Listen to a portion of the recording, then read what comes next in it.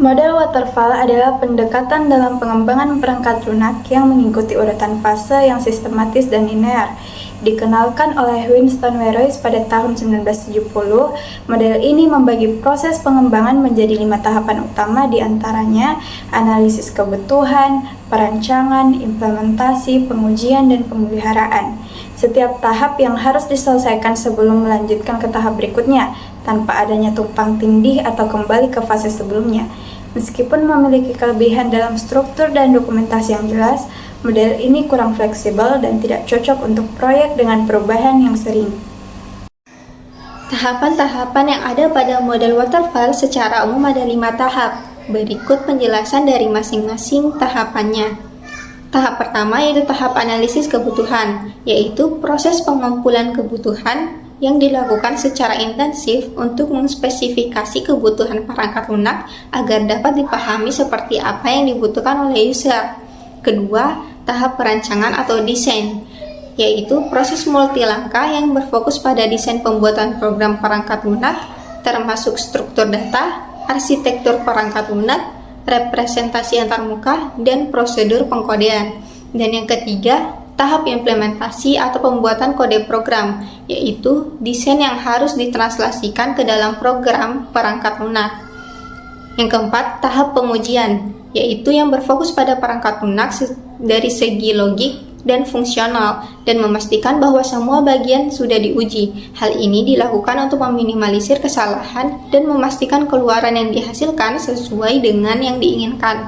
Nah, tahap yang terakhir yaitu tahap pendukungan atau pemeliharaan, yaitu tahapan yang mengulangi proses pengembangan mulai dari analisis spesifikasi untuk perubahan perangkat lunak yang sudah ada, tapi tidak untuk membuat perangkat lunak yang baru.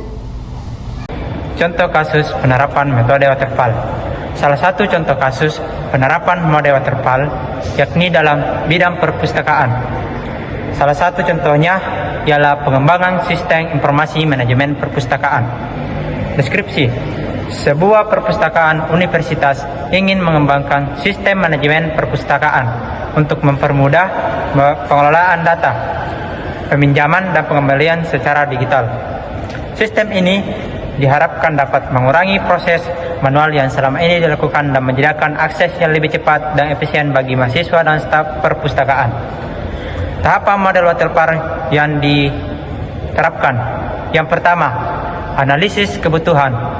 Tim pengembang melakukan wawancara dan observasi dengan staf perpustakaan untuk memahami kebutuhan sistem. Pada tahap ini, spesifikasi kebutuhan dikumpulkan seperti fitur pencarian buku, pengelolaan pinjaman dan pengembalian, serta laporan stok buku. Yang kedua, berdasarkan hasil analisis kebutuhan, tim membuat desain sistem yang mencakup antarmuka pengguna dan arsitektur sistem. Desain ini akan mencakup struktur database untuk menyimpan informasi buku, anggota perpustakaan, dan histori peminjaman. Yang ketiga, implementasi. Setelah desain disetujui, tim pengembang mulai menulis kode program untuk membangun sistem sesuai dengan desain. Mereka membangun fitur seperti input data buku baru, pencatatan peminjaman, pengelolaan pengembalian, dan laporan stok buku. Yang keempat, pengujian.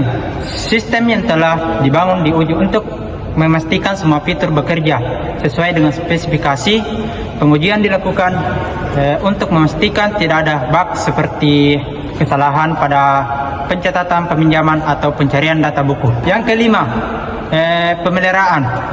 Setelah lolos pengujian, sistem diluncurkan dan mulai digunakan oleh staf dan mahasiswa. Tim pengembang juga melakukan pemeliharaan untuk menangani masalah yang mungkin muncul, seperti pembaruan data atau penambahan fitur tambahan jika dibutuhkan. Contoh desain aplikasi. Analisis kebutuhan perangkat lunak atau software requirements analysis merupakan aktivitas awal dari siklus hidup pengembangan perangkat lunak. Pada analisis kebutuhan, software dilakukan tahap analisis kebutuhan yang berfungsi sebagai tahap pengumpulan kebutuhan-kebutuhan dari semua elemen perangkat lunak yang nantinya akan dibangun. Di dalam tahapan ini, mulai membentuk spesifikasi kebutuhan perangkat lunak, diantaranya yaitu rancangan use case diagram, rancangan activity diagram, serta rancangan dokumen usulan seperti dokumen masukan atau input dan dokumen keluar atau output.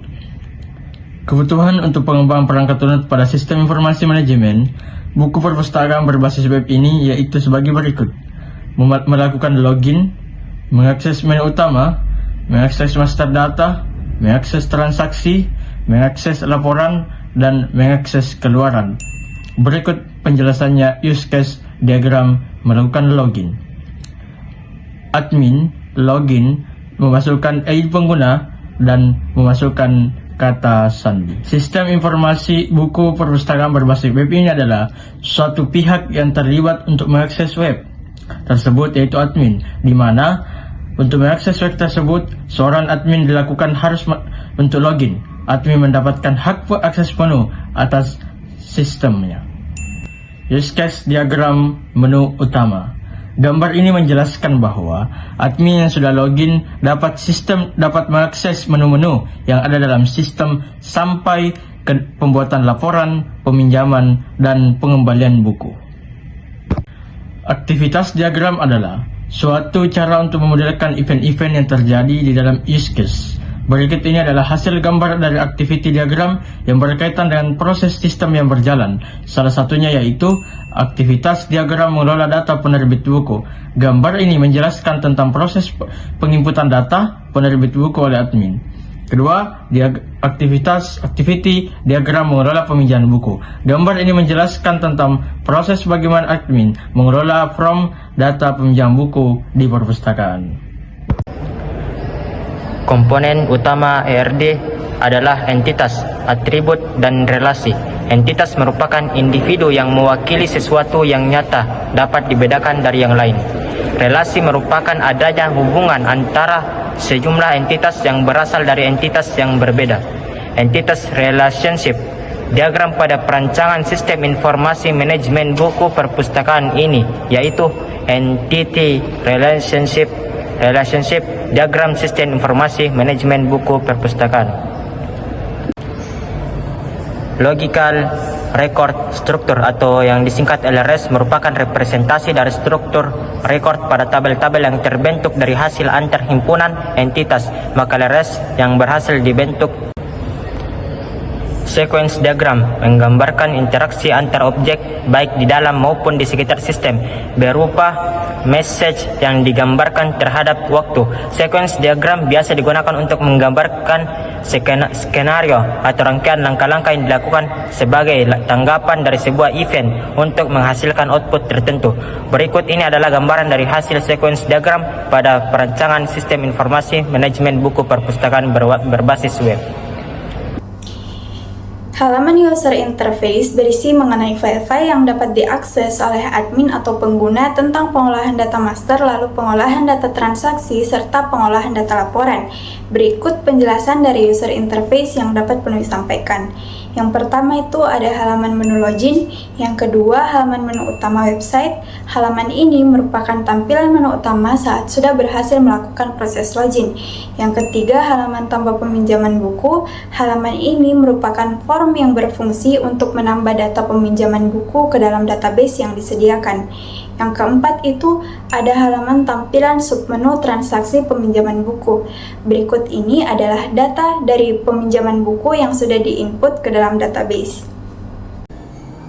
Adapun kesimpulan yang kami dapatkan dalam materi pengembangan perangkat lunak dengan metode waterfall, yaitu metode waterfall adalah salah satu model pengembangan perangkat lunak yang paling awal dan paling dikenal. Model ini mengikuti pendekatan linear dan sekuensial di mana setiap tahap harus diselesaikan sebelum melanjutkan ke tahap berikutnya. Kelebihan metode waterfall yaitu metode ini memiliki tahapan yang terdefinisi dengan baik, sehingga memudahkan tim pengembang untuk mengikuti proses secara sistematis. Setiap tahapannya pun menghasilkan dokumentasi yang lengkap, serta memudahkan komunikasi antar anggota tim.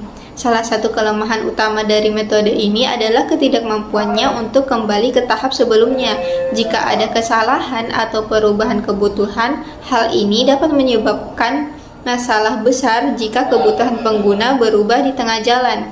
Kesimpulan terakhir, metode waterfall tetap menjadi pilihan populer dalam pengembangan perangkat lunak, terutama untuk proyek-proyek dengan kebutuhan yang jelas dan stabil, meskipun memiliki beberapa kelemahan terkait fleksibilitas dan adaptabilitas terhadap perubahan. Kelebihan dalam hal struktur dan dokumentasi membuatnya sangat berguna dalam konteks tertentu. Oleh karena itu, pemilihan metode pengembangan perangkat lunak harus mempertimbangkan sifat proyek dan kebutuhan spesifik dari pengguna serta tim pengembang.